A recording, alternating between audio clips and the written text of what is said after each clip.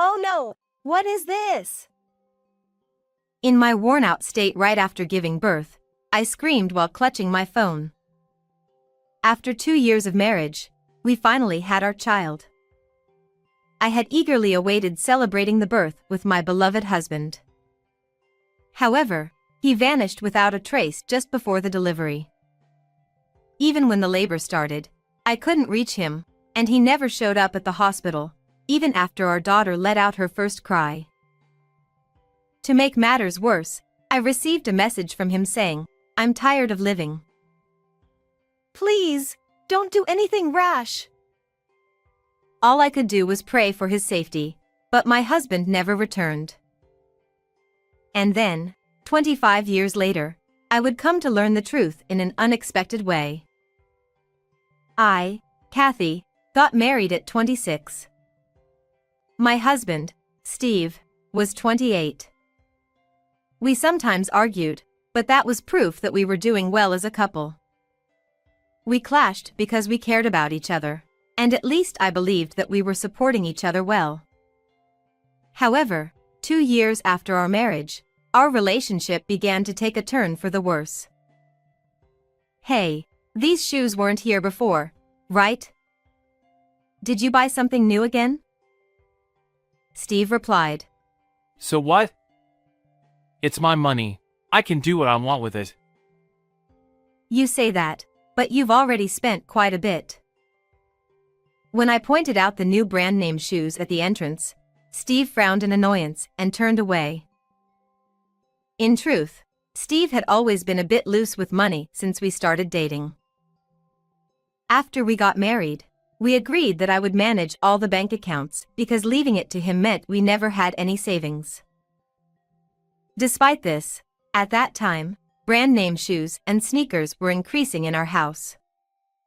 When I asked where the money was coming from, he would always evade, saying things like, "I made it from stocks," or "I won at the slot machines."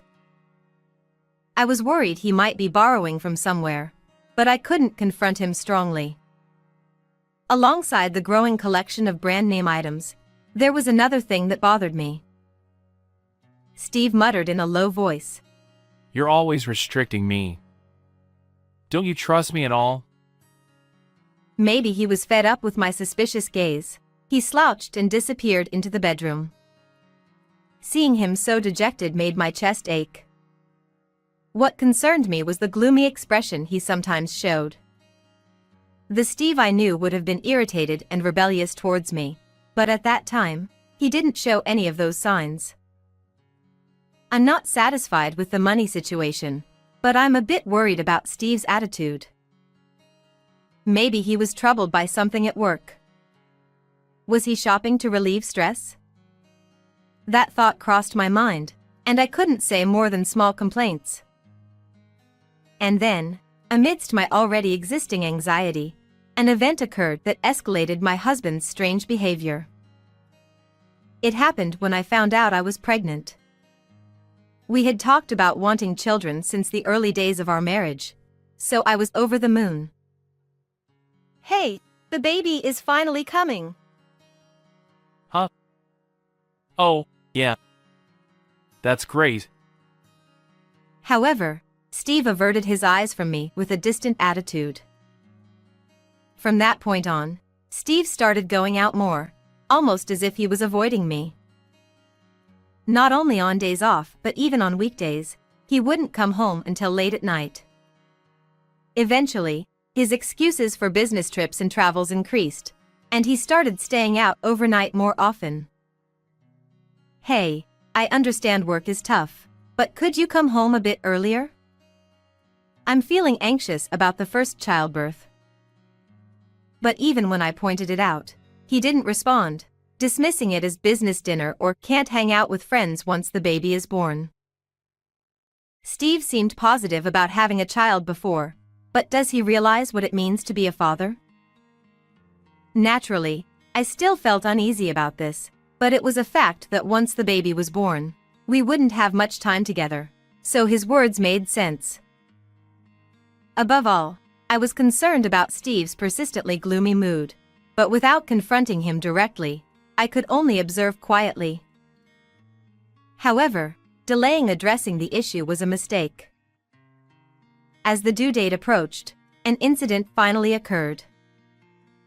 It was late at night on a day when I was in my last month of pregnancy, and I was asleep. Suddenly, my stomach began to ache, and I woke up. Labor had started. I need to contact Steve. It hurts. As usual, I sent a text to my husband, who wasn't at home, but there was no response. So, I went to the hospital alone in a taxi. From then on, I was solely focused on giving birth, and although I don't remember much, my efforts paid off, and a healthy baby girl was born safely. However, our joy over our child's birth was short-lived. Both sets of parents, with serious expressions, rushed to the hospital. And then, they told me that they couldn't reach Steve. From then on, the mood shifted dramatically, and we began to search for my husband with unsettled feelings. Despite my postpartum condition, I contacted our mutual friends and his workplace. But no one knew where he was, and to my surprise, his workplace reported that Steve had already resigned days ago. I didn't hear anything about that. What's going on? What's happening? Amidst the confusion, a notification popped up on my tightly held phone. When I looked, it was none other than a message from Steve.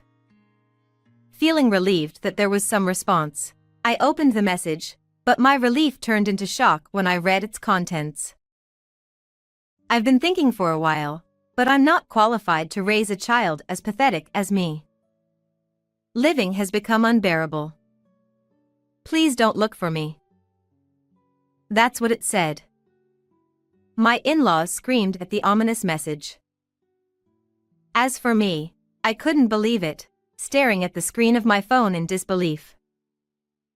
Certainly, there were times when he seemed strange, but I never imagined he was feeling so cornered. What is this? Please, don't do anything rash. But my plea was in vain, and my husband never returned. Moreover, as a result of reporting to the police, his shoes were found lined up on a nearby cliff. This led the police to suspect suicide, and the investigation continued, but his body was never found, and eventually, the search was called off. Thus, my husband left us, leaving behind only our beloved daughter, disappearing before our eyes. Why? Why didn't I listen to him more? For a while, consumed by regret and guilt, I couldn't do anything but cry. However, I couldn't continue like that forever. A few months after the incident, I somehow started working to raise my daughter. Despite not giving up on Steve and frequently gathering information, there was no progress. Balancing childcare and work was tough, but to ensure we never lose our family again, I poured all my love into my daughter as much as possible. And so, amidst the busy days, I realized that a whopping 25 years had passed since my husband had disappeared. At 53 years old, I was living with my 25-year-old daughter, Emily, who had grown up beautifully despite being raised in a single-parent household. To contribute to the household, Emily started her singing career in her teens and transitioned into acting, becoming quite a success in the industry. Thanks to her, we never faced financial difficulties, and we enjoyed a happy life together. However, secretly, I still harbored feelings for my husband. If the three of us, Emily, Steve, and I, could have lived together, how happy would we have been? Despite feeling conflicted, I didn't want to burden my daughter with unnecessary expectations, so I simply told her that her father had passed away. Yet, the despair from when my husband disappeared had certainly lingered in my heart. However, one day, Emily confided in me with a serious expression that she wanted to introduce someone important to her. Listening closely to the unusual atmosphere, it turned out that Emily was considering marriage with an actor from her generation, Will. Furthermore, his mother happened to be the president of a talent agency. While I couldn't deny feeling surprised, I enthusiastically nodded along with my daughter's earnest words. If he's the one you've chosen, I'll support you. No matter who he is. Given that she was a celebrity marrying an actor, I could easily anticipate the public's reaction and the challenges ahead. Nonetheless, after what happened with my husband, I had firmly resolved to stand by my daughter no matter what. Moreover, there was no reason to oppose her marriage, especially considering how excitedly she shared the news despite her nervousness. Relieved by my response, Emily showed me a photo of his family on her phone and expressed her desire for us to meet. However, at that moment, is this? I gasped as I looked at the photo that had caught my eye. And the unbelievable scene captured in that photo would drastically change my life. 2 weeks later, I was heading to the meeting place with Emily for the introduction. We were both probably wearing more stern expressions than usual. While nerves were certainly a factor, there was another significant reason for our seriousness. If our suspicions are correct, we can't just let this go. But could this be some kind of mistake? With these tumultuous emotions in my heart, I stepped into the restaurant designated as the venue. As it was a meeting between celebrities, we were ushered into a private room with strict privacy measures. And when the waiter opened the door, I was met with the sight of a certain person. At that moment, the complex emotions that had been building up inside me overflowed from my heart. So, you were alive after all. I couldn't help but exclaim loudly, and both Will, Emily's boyfriend, and his mother, looked at me in surprise. However, the most shocked of all was the man who stood there, Will's father. Though his hairstyle, beard, physique, and clothing had changed, there was no mistaking it for me, his wife. I'll need an explanation for this. From you. With anger in my voice, Will and his mother stared a hole through Steve, my husband. As it turned out, the father of Emily's boyfriend, as seen in the family photo she showed me, was none other than my husband, who had disappeared from my life before. While it was a relief to know he was alive, the idea of him being the father of my daughter's fiancé was beyond coincidence. Initially, I considered the possibility of a striking resemblance to someone else, but it seemed my eyes were correct. However, it appeared Steve was intending to play dumb. Well, who are you?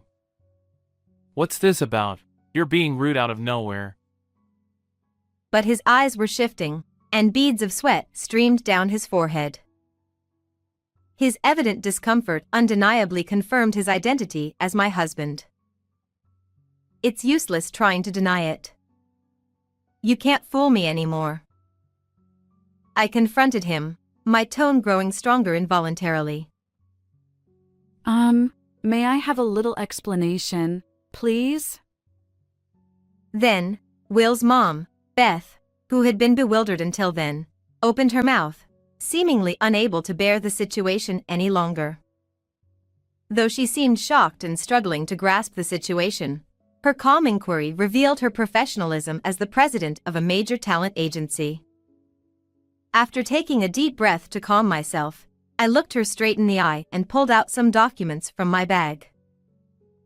Steve and I are married, and this is the proof. From there, I disclosed everything about his relationship with me to Will and Beth. On the day Emily showed me the family photo of her fiancé, she seemed suspicious of my reaction. So, I finally told her the truth about her father for the first time. I explained about the message hinting at suicide he sent on the day of our daughter's birth, the uncertainty about whether he was alive or dead, and how the man in the photo looked identical to him. After hearing everything from me, Emily proposed hiring a detective with her own money because she couldn't marry someone with the same father as herself. And after waiting for a week, The investigation results matched the time when my husband disappeared with the time he started living with Beth. With plenty of other evidence, it was confirmed that Will's father was indeed Steve. Beth had been staring at the report from the detective agency with Will for a while, but suddenly, she looked up. Indeed. I was opposed to marrying him officially, and this seems to be the reason. She said, glaring at Steve with anger in her eyes. I met him when my son was 2 years old. Will is his stepson. Then, Beth explained to us how she came to live with him. According to her, she had recently lost her husband in an accident and was working hard while taking care of the young Will. She happened to meet Steve, who was kind to her. Since Will is a little older than Emily, he probably started cheating on her before my pregnancy became known, at the point when his behavior became suspicious. Of course, I heard he was single. So, we had something like a common law marriage. Beth quietly expressed her anger, glaring at Steve. It seemed my husband refused to marry officially because of his complicated family. Who was he to abandon his wife and child, then comfortably move in with another family? Then, at the next moment, perhaps realizing he couldn't keep lying anymore, Steve sighed heavily. It's enough. Shut up. I couldn't live with you, always restricting my spending. Of course, you're Steve after all. You disappeared out of nowhere, and then you end up in a nice position, don't you? Yeah, that's right. I could have been the husband of a president and the father of a famous actor. Damn it, but you had to ruin it. Then, he began to speak as if he had broken a dam, revealing everything about what had happened. Steve, who was reckless with money, was indeed unhappy with me managing the finances. And when he found out by chance that Beth was wealthy, he decided to switch immediately. He didn't want to pay alimony or child support, so he chose pretending suicide instead of divorce. He planned to settle everything while I was unable to move due to childbirth. Perhaps he had been contemplating this plan even before my pregnancy, hence his lack of concern. The increase in branded items was probably due to Beth buying them for him. To be safe, I changed my appearance through weight loss and a makeover, and as a house husband, I spent most of my time indoors so the police wouldn't catch me. His selfish excuses made anger bubble up from the depths of my being. For 25 years since my husband disappeared, there hadn't been a single day when I didn't think about Steve. I felt guilty for having pursued him. Although I couldn't do anything for him anymore, I had resolved to carry this regret with me for the rest of my life. However, when the truth came out, it turned out that all of it, the message from Steve, the shoes on the cliff, was all a lie to deceive me. While I was thinking about Steve, he had already abandoned me and our daughter and was living a luxurious life with another family. And I wasn't the only one who was angry with him. I'm disappointed in you. I had a debt of gratitude to repay, but I didn't think you were such a person. Beth's cold words were followed by Will's. You barely did anything around the house anyway. And he looked at Steve with disdain. Especially for Will, Steve was someone who hurt both his mother and his girlfriend.